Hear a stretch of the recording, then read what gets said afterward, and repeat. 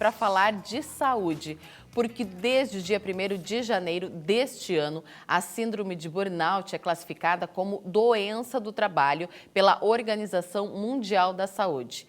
Anteriormente, a doença era considerada transtorno psiquiátrico. A mudança se deve à análise de estatísticas pela OMS. Mas o que é a síndrome de burnout? Quais são as causas e como evitar? Quem vai tirar essas dúvidas hoje aqui no Ver Mais é a Inês Arente, que é psicóloga. Boa tarde, seja bem-vinda ao Ver Mais. Boa tarde, é um prazer estar aqui.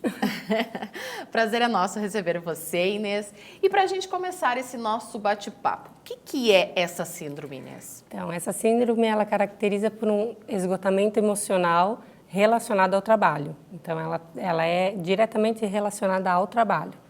É uma condição que o empregado, o funcionário, ele adquire no ambiente de trabalho.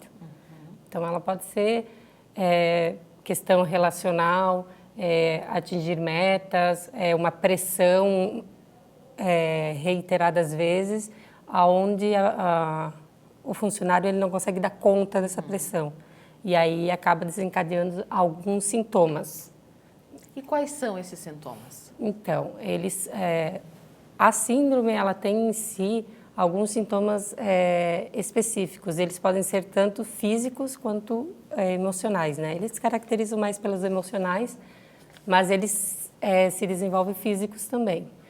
Questão de dor de cabeça, enxaquecas, problemas, dificuldades de dormir, a preocupação extrema com o trabalho, aquele sentimento de que não vai dar conta. Aquela ansiedade Isso. Também com o dia de amanhã, eu acredito, o dia de amanhã, né? Você não consegue desligar do trabalho, isso vai te deixando cada vez mais sem qualidade de vida. Você vive o trabalho, mas de uma forma não saudável. E isso acaba prejudicando a sua relação com os colegas, relação com os que são responsáveis, os chefes imediatos. Você acaba faltando muito ao trabalho, sem uma justificativa plausível, não tem ânimo, não tem vontade, o trabalho não te dá mais uma satisfação, né? Claro que tem vezes que nós sentimos isso, sim, né? Tem algumas fases da nossa vida que nós nos sentimos dessa forma, né? Por uma série de acontecimentos. Mas a síndrome de burnout, ela é diretamente ligada ao trabalho. Então, a tua vida pessoal está bem, está tudo certo, mas quando envolve trabalho, desanda. O paciente, normalmente, ele não tem condições internas de lidar com esses sentimentos. E como que é feito o diagnóstico, assim? A pessoa tem que consultar um médico, um psicólogo? Como que funciona? Normalmente, o diagnóstico ele é feito por um terapeuta ou um psiquiatra, né? E ele,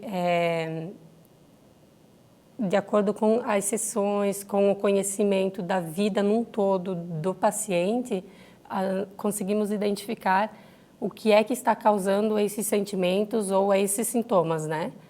E dessa forma nós conseguimos identificar que sim, é diretamente ligada ao trabalho, certo, e é o trabalho o causador de toda essa condição que envolve o paciente. E aí, quando é feito o diagnóstico, o profissional, a pessoa, né, que é diagnosticada, ela precisa de um acompanhamento especializado? Sim, sempre o ideal é terapia. Por vezes, somente a terapia não dá conta, ela precisa de medicação. Ansiolíticos, antidepressivos até, né? Mas a terapia tem uma condição bem especial para que se saia dessa condição, para que consiga se identificar, né, o causador, o fator condicionante dessa condição, e junto com o terapeuta e o paciente, desenvolver habilidades para lidar com isso, né?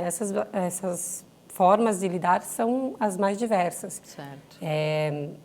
Até uma respiração, né? Identificar os sintomas, né? Estou começando a ficar ansioso, ou identificar a situação, fazer técnica de respiração ou, né, alguma outra São técnica. várias técnicas que vocês Isso, indicam, então. Até a questão de, talvez, se for mesmo necessário, a troca do trabalho. Ah, certo, né? Porque esse é o problema principal e a pessoa... Por isso que a terapia é importante, porque de acordo com o passar do tempo, vai se identificando se tem maneiras ou formas de se lidar com o estresse, porque existem algumas profissões que elas realmente são mais estressantes estressantes. por si, né? Então, e existem fatores causadores de estresse nessas profissões. Então, tem que se identificar se são alguns momentos, se é o tempo todo, e dessa forma, verificar aonde se pode fazer uma intervenção. E dessa forma é com a terapia, né? Para a gente finalizar, qual que é a orientação para a gente evitar a doença? Existe alguma, Inês? Então, questão de evitar a doença é bem complexo. Nós temos momentos de nossas vidas que nós estamos mais suscetíveis a ter, né, qualquer outra coisa. Por exemplo, nessa pandemia, todos nós estamos mais estressados e alguns tipos de trabalho, eles estressam mais, como eu já falei. Então, o que a gente pode fazer tenha momentos de lazer que não envolvam o trabalho, momentos que você saia com seus amigos, mas não com amigos do trabalho que vão falar de trabalho. Amigos da vida, digamos assim, outros pode até ser tem. do trabalho, mas vamos pro barzinho falar de futebol, falar de qualquer outra coisa. Filhos, de relacionamentos. Menos do trabalho. Evitar o tema para que você tenha um respiro da mente. Fazer caminhadas, atividades que goste, descobrir o que te satisfaz fora do trabalho, dançar, jogar, assistir filme, ficar na cama deitado sem fazer nada, né? E se permitir fazer essas pequenas coisas que te dão satisfação.